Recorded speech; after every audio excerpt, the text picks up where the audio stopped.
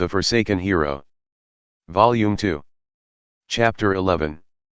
Girls. Hot. I was in a place hot enough to be named after the dungeon, after being transferred by the magic formation. The wall of the dungeon was red because of the heat. Any hotter and I'll melt. This can't be compared with what it was like earlier. Ice wind. I adjusted the environment around me to a suitable temperature. Not too hot, not too cold. However, I had to constantly pay attention to the amount of mana I used so I didn't quickly run out. Instead of using magic, defeating them with a sword was better. I slayed them without mana, though where was the shield when you wanted it? Tamaki wasn't here. Shuri also wasn't here. I was getting a bit lonely. To be frank, I wanted to get cozy with Shuri. I wanted to embrace her soft body in my arms. To enjoy her sweet scent. No, that's no good. What am I thinking? I may be losing my mind in this heat. The only problem, when I entered the range where I was spreading my ice wind, there was a by all means impossible sizzling sound of steam. Perhaps I was sent to a fairly lower floor. If so, I was pretty lucky. As expected, the transfer magic formations may have been an invitation from the Guardian. If that were the case, I wanted to be moved directly to the bottom floor's boss room. Was there a need to buy some time? In that case, Shuri's group got the winning hand. Guess I should hurry up and rejoin them. I resumed searching the dungeon at double the pace. The Forsaken Hero. Volume 2. Chapter 11. Part 2. Girls. Yuo. Ya. Wa. Higher. Making 3 loud sounds and a cute one, we were transferred to a stairway. It was illuminated by lit torches that were encased in old-looking containers along the walls. The stairs were in a spiral rather than the short, straight type. Fortunately, we were spared from the worst scenario of everyone tumbling off. Though the first person to be transferred, Leadred, was under us and let out a groan from our impact. Then, shall we? Hayase, who was on the top and took the least damage, looked through her bag for recovery medicine when I heard her say that. We have no choice but to go. Answering her question that had been solved from the start, I went down step by step. Behind me, the formation was Yue, Hayase, then Leadred. It's not as hot as I thought it would be.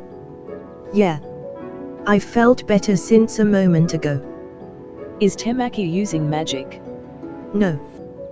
Though I don't know why, this place seems to be disconnected from the dungeon's rule. Were we transferred to another dungeon? It's unfortunate, but I can't say for certain. Even from a while ago, the type of stairs were different from the ones before in the scorching execution ground. Oh, I wonder where Katsurogi is. Even though we don't know, we need to advance. Shall we go as far as possible? Again, we traveled through the dungeon at Yue's words. Silence weighed on us, especially without any particular conversation.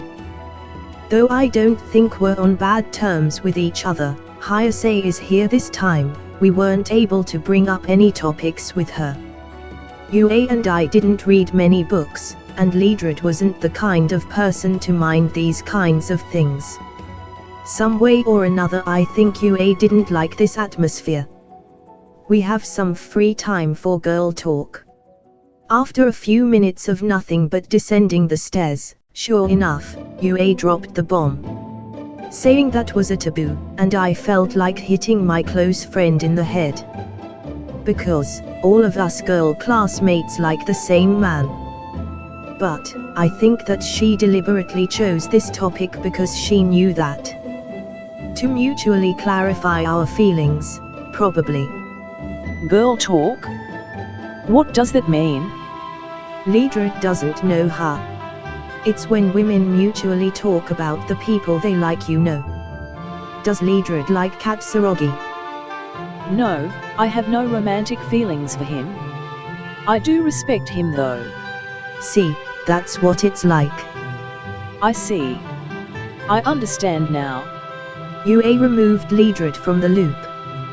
With this, it became a genuine three-way showdown. Even though I don't want you to misunderstand, don't worry, it's not like I plan on ducking out. Please, don't glare at me like that. Yue bowed with her hands raised up in front of her face. How awful, I definitely wasn't doing that. It may be too late, but if you don't want, we don't have to. Were you someone to draw back from such a thing? Tamaki. Hayase sighed half in amazement. I thought the same. I mean, it's because you two were glaring at me so intensely.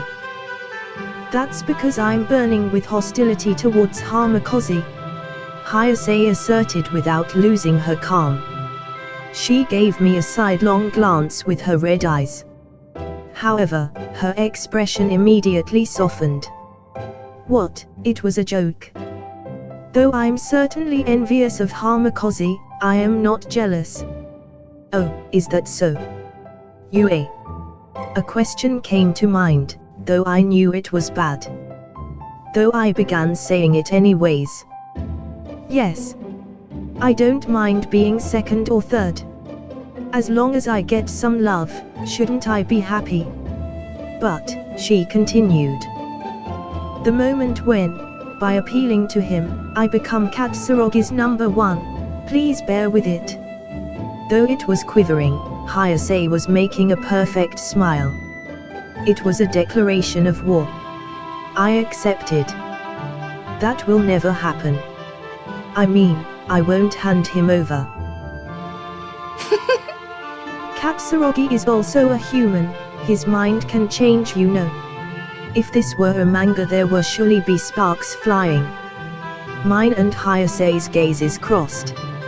She was not budging an inch. Therefore, I made sure to demonstrate to her my dominance. I took his first time. Katsurogi's. Hayase's expression crumbled. It seems that was unexpected even for her. Yue blushed.